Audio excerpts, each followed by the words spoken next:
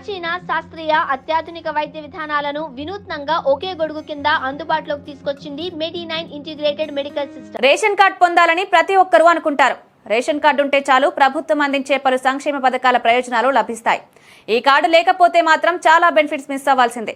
ప్రతి ఒక్క కుటుంబం రేషన్ కార్డు కోసం చూస్తుంది.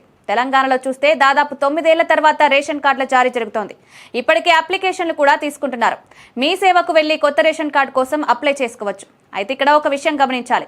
కొత్తగా పెళ్లైన వారు కొత్త రేషన్ కార్డు తీసుకోవాలంటే ప్రాసెస్ ఎలా ఉంటుంది అనే అంశాన్ని తెలుసుకుందాం. ముందుగా పాత కార్డుల్లో అంటే తల్లిదండ్రుల కార్డుల్లో పేర్లను తొలగించాల్సి ఉంటుంది. అప్పుడే కొత్త కార్డుకు దరఖాస్తు చేసుకోగలరు. లేదంటే లేదు. ఎందుకంటే కొత్త రేషన్ కార్డు కోసం ఆన్లైన్లో ఆధార్ నెంబర్ కొట్టగానే పాత కార్డులో పేరున్నట్లు చూపిస్తుంది. అప్పుడు వాళ్ళు కొత్త కార్డుకు దరఖాస్తు చేసుకోలేరు.